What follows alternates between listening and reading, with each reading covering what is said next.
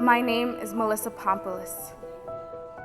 You used to enjoy going to church, Melissa. I was 8, Mom. I didn't have a choice. I really didn't believe in God, but God believed in me.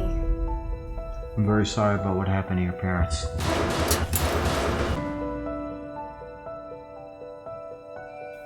That's a whole lot of money. What do you plan on doing with it? You turned this house into a drug house?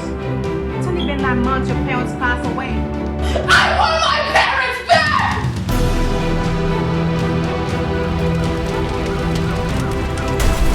God is waiting for you with open arms.